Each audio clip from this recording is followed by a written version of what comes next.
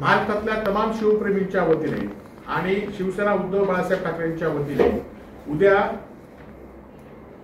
आणि महाविकास आघाडीचे सर्व सहकाऱ्यांच्या वतीने आणि जनतेच्या वतीने उद्या मालवणमध्ये तहसीलदार ऑफिसला आम्ही या दोषींवर कारवाई झाली पाहिजे म्हणून आम्ही मोर्चा काढणार आहोत। या मोर्चामध्ये माजी खासदार विनायक राऊत, राष्ट्रवादीचे प्रदेश अध्यक्ष जयंत पाटील, शिवसेना नेते भास्करराव जाधव आणि महाराष्ट्राच्या विधान परिषदेचे नेते विरोधी पक्ष नेते विजय विधानसभेचे विरोधी पक्षनेते विजय वडेट्टीवार आणि विधान परिषदेचे विरोधी पक्ष नेते अंबादास दानवे यांच्या नेतृत्वाखाली उद्या मालवणला ठीक 10:30 वाजता भरड नाक्या येथून हा मोर्चा निघणार आहे आणि त्यातनं आम्ही सरकारच्या मधील मंत्र्यांचा आम्ही राजीनामा मागणार आहोत।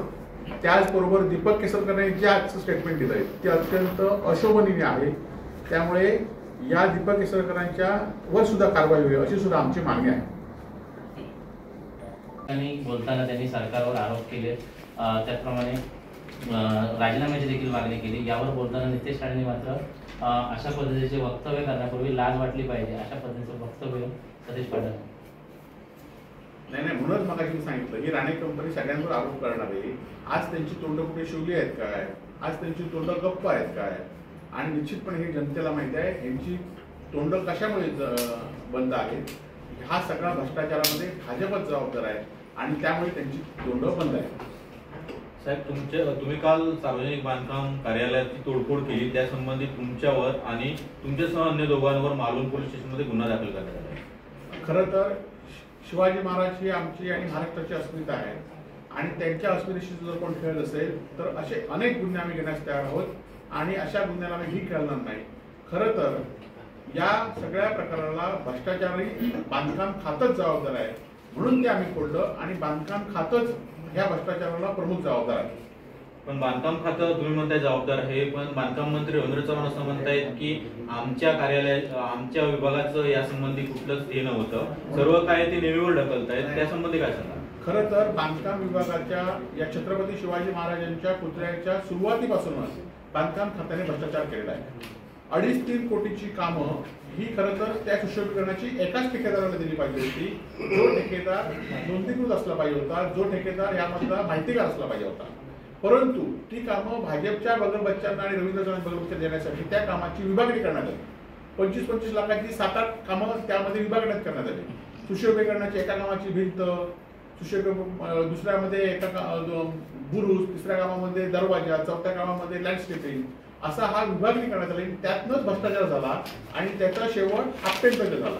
ज्या आपल्याला कुठल्याही विषयाची माहिती नाही आणि नेव्हीला यांनी प्रोत्साहित केलं असणार, ज्याप्रमाणे ही कामं जशी आपल्या बगलबच्च्यांना विभागणी केली तसंच नेव्हीला खरं तर स्थानिक परिस्थिती नेव्हीच्या लोकांना माहिती नसेल म्हणून नेव्हीच्या लोकांना त्यांनी प्रवृत्त केलं असणार की ह्याच कागला हे द्या।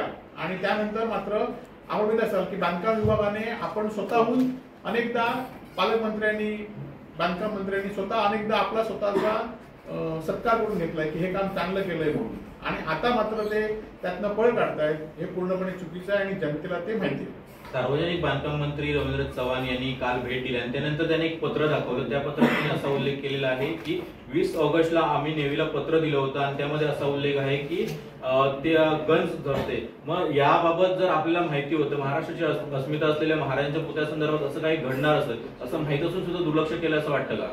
खरं तर या कामामध्ये पहिल्यापासूनच भ्रष्टाचार झाला, त्यामुळे त्यांना तो माहिती होता हे कधी ना कधी होणार आहे। फक्त हे होणार आहे हे त्यांना माहिती असून त्यांनी ते लपवलंय, हा खरं तर महाराष्ट्राचा अपमान आहे। तुमची भूमिका नंतर काय राहील? आमची आता भूमिका उद्या आमचा मोर्चा आहे। संपूर्ण महाराष्ट्रातील शिवभक्त या मोर्चामध्ये सहभागी होतील। वेगवेगळे आमच्या महाविकास आघाडीचे आणि शिवप्रेमींचे नेते या मोर्चामध्ये सहभागी होणार आहेत आणि येणाऱ्या काळामध्ये आम्ही जोपर्यंत बांधकाम मंत्री आणि या भ्रष्टाचाराला पाठीशी काढणार आहे, जोपर्यंत राजीनामा देत तोपर्यंत आम्ही आमचं आंदोलन चालूच ठेवणार आहोत। सतेज पाटील हे आज सकाळी पाहणी करण्यासाठी आले होते आणि त्या दरम्यान आमदार नितेश राणे यांनी म्हटलंय की विजयगडावर जे अतिक्रमण आहे त्याला कोणी हटवलं येत नाही आणि इथे येऊन राजकारण करतात असं म्हणतात। नाही, हाच विषय आहे की आपल्या बुडाखाली काय झालं हे त्यांनी बघितलं पाहिजे। आज महाराष्ट्राची अस्मिता आपल्या सिंधुदुर्ग जिल्ह्यामध्ये, ज्या जिल्ह्यामध्ये ते नेतृत्व करतात अशा जिल्ह्यामध्ये आज स्मारकाची अवस्था अशी झाली आहे आणि ते दुसरा आरोप करतायत आणि त्यामुळे इथे काय झालं त्याच्याबद्दल तुम्ही बोला. इथे काय त्याबद्दल ते बोलणार नाहीत कारण हे सगळे भ्रष्टाचार करणारे त्यांचेच बरोबरचे आहेत.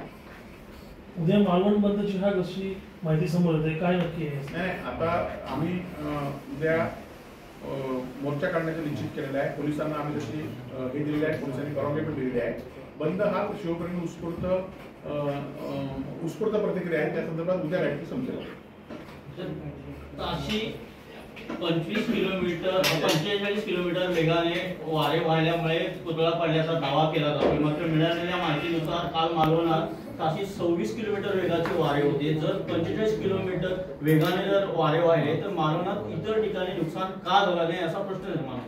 खरं तर मुख्यमंत्री एकनाथ शिंदेंना ठेकेदार आणि भ्रष्टाचार याशिवाय कुठल्या गोष्टी माहिती नाही. सिंधुदुर्ग जिल्ह्यामध्ये तोक्ती वादळ, फयान वादळ यामध्ये 90 किलोमीटर ताशी वेगापेक्षा वारे वाहिले होते ही वस्तुस्थिती आहे. आणि आता तर मात्र 26 किलोमीटर हे स्वाभाविकपणे किल्ल्यावर जेव्हा वादळी समुद्र मोसम असतो तेव्हा सरासरी 30 किलोमीटर 40 किलोमीटरचे वारे वाहतच असतात. आणि यामध्ये आपल्या भ्रष्टाचाराला कुठेतरी लपवण्यासाठी हे असे काहीतरी लोकांना माहिती नसलेले विषय ते सांगत आहेत आणि लोकांचं लक्ष दुसरीकडे वळवत आहे. निवडणुकीत महाराष्ट्राची अंडी आम्हीच फोडू असं फडणवीस म्हणतात. जे राम आणि कृष्णाला मानतात तेच अंडी फोडू शकतात असं फडणवीस म्हणाले. जे छत्रपतींच्या स्मारकामध्ये सुद्धा भ्रष्टाचार करतात, जे छत्रपतींचं स्मारक अरबी समुद्रामध्ये होणार म्हणून 10 वर्ष सांगताय, जे छत्रपतींना फसवत आहेत त्यांना महाराष्ट्रातील जनता त्यांची हंडी पडल्याशिवाय राहणार नाही. मुख्यमंत्री काय राज्यातील सर्व शाळेत जाऊन पहारा देणार का? अत्याचाराच्या घटनावरून विरोधकांच्या सततच्या टीकेनंतर शिंदे गटाचे आमदार संजय गायकवाड यांचं वक्तव्य.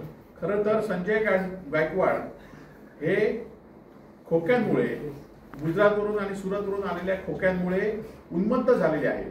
ज्यांना महाराष्ट्राच्या जनतेबद्दल, महाराष्ट्राच्या आमच्या चिमुकल्या बहिणींबद्दल, मुलींबद्दल ह्यांना काहीही हे नाही.